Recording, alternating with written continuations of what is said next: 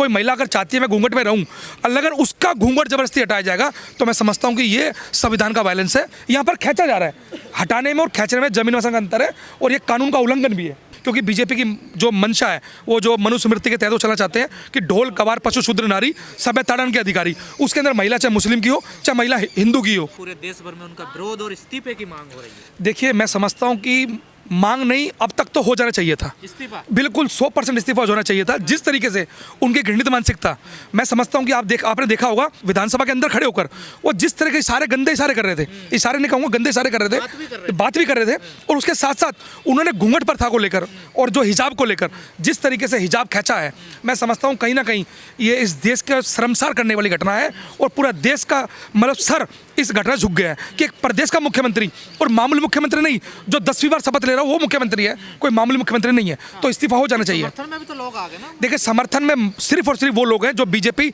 संघ आरएसएस से जुड़े हुए लोग हैं, वो समर्थन कर रहे हैं, क्योंकि उनकी साथ सत्ता का समर्थन है। अगर मैं समझता हूँ कि नीतीश कुमार का समर्थन अगर बीजेपी सरकार को नहीं होता तो अभी तक इस देश के अंदर बवाल कट गया होता। बीजेपी के लोग, संघ के लोग यही घटना को लेकर मुसलमानों के फेवर में इतने बड़े हितैषी बन जाते हैं कि वो देखने वाला मंजर होता है। विपक्ष क्यों नहीं बन रहा? विपक्ष इसलिए नहीं बन पा रहा है, विपक्ष लगातार मांग कर रहा है, लेकिन जो गोदी मीडिया है वो विपक्ष को उस बड़े पैमाने पर नहीं दिखाया जा रहा कि इनकी जो मांग डिमांड है वो बिल्कुल सही है, कि नैतिकता के आधार पर मैं समझता हूं कि मुख्यमंत्री को इस्तीफा दे देना चाहिए। लोग डिमांड कर रहे हैं, लोग एफआईआर करवा रहे हैं, लेकिन एफआईआर छोड़ो, जो उनके साथ के लोग हैं जैसे संजय निषाद जी हो गए या तमाम लोग हो गए, वो उल्टा समर्थन में आके बाइट दे रहे हैं कि अरे क्या हो गया, फिर हिजाब खींच दिया, तो ये तो मामूली से घटना है। मतलब समझ सकते हैं उनकी कितनी घृणित मानसिकता है। कहा जा रहा है ये धार्मिक हमला है।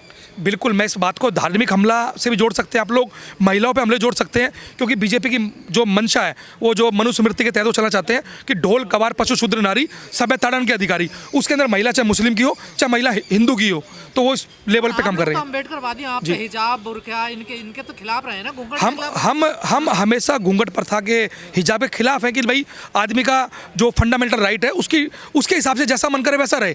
लेकिन कोई चाहता है, कोई महिला अगर चाहती है मैं घूंघट में रहूं, अगर उसका घूंघट जबरदस्ती हटाया जाएगा तो मैं समझता हूं कि ये संविधान का वायलेंस है, ये संविधान को तोड़ने का मामला है, और साथ साथ उस घृणित सोच को थोपने का मामला भी है। और नीतीश कुमार जी ने वही काम किया। मुद्दा बना रहे हैं अभिभावक के रूप में देखें ना, वो अभिभावक नहीं, अभिभावक मैं समझता हूं कि उनको भी ऐसी परमिशन नहीं होती है। उल्टा देश के अंदर सिखाया जा रहा है, स्कूल के अंदर सिखाया जाता है कि गुड टच बैड टच, और यहाँ पर तो भरे किस महिला को, वो डॉक्टर है नुसरत परवीन जो डॉक्टर है, वो डॉक्टर के साथ ही चल रहा है। तो आप सोचिए कि बिहार के अंदर जो वहाँ की दलित है, जो वहाँ की आदिवासी है, जो निम्न दर्जे की जो वहाँ लोग रह रहे हैं, उनकी स्थिति क्या होगी। मैं समझता हूँ कि बिहार के अंदर एक भयावह मंजर लागू है, लेकिन वो गोदी मीडिया जो है वो ऊपर का बिहार दिखाया जा रहा है। गिरिराज कह रहे हैं कि पासपोर्ट बनवाने या कोई और आप योजना लेने जाते हैं सरकारी वहाँ पर भी तो देखिए वो मामला पासपोर्ट का नहीं है, वो मामला जो आधार कार्ड का नहीं है, वो मामला आपके पास जो महिला वहाँ पहुँच रही है उसका ऑलरेडी जो आपके सिक्योरिटी ऑफिसर खड़े हैं, तमाम लोग खड़े हैं, उन्होंने चेक किया होगा। अगर आपको लग रहा है, मुझे बिल्कुल, मैं 100% इस बात से समर्थन में हूँ कि वो मामला, मैं समझता हूँ कि उनकी जो मानसिकता है, जो उनकी सोच उस समय रही है कि हिजाब को खींचा जाए, तो उसी सोच को है, वो किसी भी तरीके से आधार कार्ड को या जो है मतलब एक पासपोर्ट के लिए नहीं है। पासपोर्ट में जाओ तो वहाँ अच्छे से वेल सेटल तक से बिठाया जाता है और पूछा जाता है, इज्जत से वो लड़कियाँ खुद हटाती हैं।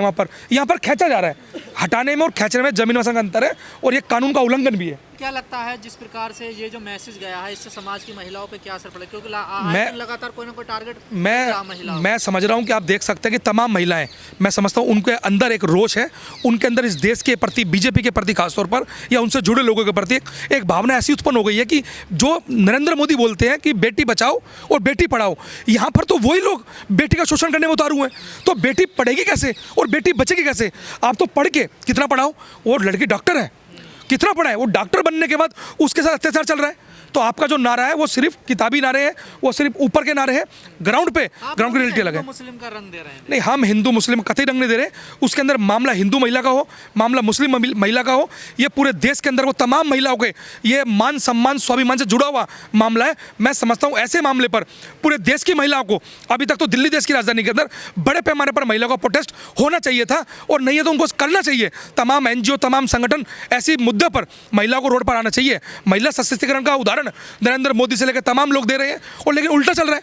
जो हमारी महिलाएं पढ़ रही हैं, कह रहे बेटी को पढ़ाओ, वो डॉक्टर बन गई है, उसके साथ अत्याचार चल रहा है, शोषण चल रहा है। तो मैं समझता हूँ कि ये सिर्फ और सिर्फ गंदी मानसिकता के तहत हो रहा है। चित्रा त्रिपाठी तो देखिए उनके समर्थन में आ गई है। नहीं, चित्रा त्रिपाठी तो गोदी मीडिया है भाई। चित्रा त्रिपाठी या अंजना ओम कश्यप, ये तमाम वो महिलाएं हैं जो सिर्फ और सिर्फ एक मामले को बीजेपी के पक्ष को प्रेजेंट करने के लिए बनाया गया है। ये मीडिया का मंच नहीं है, ये बीजेपी की पार्ट है कि जब बीजेपी घिरती है तो वो अपने दूसरे पड़ को खड़ा करके जो है दबाने काम करते हैं। तो अब क्या लगता है, इस्तीफा देंगे नीतीश कुमार? मैं तो ये कहता हूं कि इस्तीफा देना चाहिए नैतिकता के आधार पर। उससे क्या होगा, मैं समझता हूं नीतीश जी की छवि और तमाम देश के अंदर एक जो महिलाओं का जो हौसला है वो बढ़ सकता है। मैं समझता हूं देश के लिए उन्हें इस्तीफा देना चाहिए। हेल्थ का इशू भी है उनके साथ। नहीं, हेल्थ का देखो, हेल्थ का इशू है तो मैं समझता हूं कि उनको मतलब त्यागपत्र देकर और अपने जो है मार्गदर्शन मंडल के अंदर, जैसे मुरली मनोहर जोशी, लाल कृष्ण आडवाणी, ऐसे जाके वो वहाँ बैठे और कोई दिक्कत नहीं है उनसे फिर किसी को भी। एक तरह से तानाशाही चल रही है जो संविधान के खिलाफ ही हो रहा है। जो बाबा साहब ने आवाम को हक अधिकार दिया था, आज वो छीना जा रहा है। आज युवा परेशान है, किसान परेशान है, जवान परेशान है। हर जगह कहीं न कहीं धर्म और जातिवाद का परेशान है देश की जनता, तो फिर मोदी जी जीत कैसे रहे? वही तो ये सोचने की बात है। जिस दिन बैलेट पेपर से चुनाव हो जाएगा ना, उस दिन इनका पत्ता साफ हो जाएगा। इसीलिए तो बैलेट पेपर से और ये मशीन ईवीएम जहाँ बनी वहाँ तो इसका उपयोग नहीं हो रहा। हमारे ही देश में क्यों हो रहा है? क्योंकि आज भी हमारे यहाँ अंग्रेज़ों का ही कानून थोप करके चल। हिंदू राष्ट्र बना दीजिए, सारी समस्याएं खत्म हो जाएंगी देश से। है साधु संत पहले अपना बना लें। साधु संत के बनाने से कोई ख़त्म नहीं होता। संविधान की रक्षा करना है। आज जो मैं सभी बहुजन, किसान, जवान, पहलवान सभी से आह्वान करता हूं कि जो अलग अलग करके लड़ाई लड़ रहे हो, सब संगठित होकर के लड़ोगे, तभी जाके संविधान और देश और आवाम बचेगी। नहीं तो आने वाली नस्ल खराब। धर्म बचाना है सर, ये कहना है लोगों का। देखो, धर्म कभी न खतरे में था। धर्म जो आपस में हिंदू मुसलमान की लड़ाई लड़ाया जाता है, ये ऐसा कभी भी राष्ट्र पे खतरा आया तो हमारे साथ हमारे मुसलमान भाई भी खड़े होकर के बराबर का संघर्ष किए हैं। ये तो एक ये लोग शुभ को बना लिए हैं कि ये छोड़ो और आपस में लड़ाओ और राज करो। मैं ये कहना चाहता हूँ सभी को, सभी संगठनों को, हाथ जोड़ने से मिलता ना अधिकार कभी। उठो, संगठित हो सभी संगठन, एकजुट हो करके राष्ट्रव्यापी आंदोलन करो। यह सरकार सिर्फ साजिश और सियासत की दुकान तलाश करती है, झूठ और बेशर्मी की ताकत तलाश करती है। और कभी किसान, कभी जवान, कभी पहलवान, कभी युवा, सबको एक एक करके परेशान किया जा रहा है। इसलिए सभी से आह्वान है, संगठित होकर के लड़ाई लड़ोगे तभी जीतोगे। पत्रकार करें, मोदी जी की तारीफ करिए, मंदिर बनवा दिया राम मंदिर। ऐसा है, जो पत्रकार हैं, ये पत्रकारों ने देश के 4 स्तंभ में ये जो हमारी मीडिया थी, कभी यह मीडिया देश को आज़ाद कराने में अहम भूमिका निभाई थी। आज देश को गुलामी की तरफ धकेलने में अहम भूमिका निभा रही है। इसलिए इन पत्रकारों को कहा जा रहा है कि तुम भी सावधान हो जाओ, आने वाले समय में तुम्हारी भी नस्ल खराब होगी। ये तो शुक्र मनाइए जो सोशल मीडिया है, कम से कम आवाज़ उठा करके वहाँ तक पहुँचा रही है। और इस देश अच्छा नहीं लग रहा भारत में? भारत को अगर सच पूछिए ना तो भारत को 2 ही चला रहे हैं, किसान या जवान। किसान उन्हीं के बेटे जवान, जवान बॉर्डर पे रखवारी करते हैं, किसान खेतों में। मोदी जी कैसा चला रहे हैं? आपको फक्र नहीं होता दुनिया में डंका बज रहा मोदी जी का? देखिए, ये ऐसा है, दुनिया में आपका डंका बन रहा है। इकोनॉमी कहाँ चली गई, रोजगार कहाँ चला गया, शिक्षा क्यों ख़त्म कर दी गई, कितने स्कूल बंद करवा दिए गए सरकारी।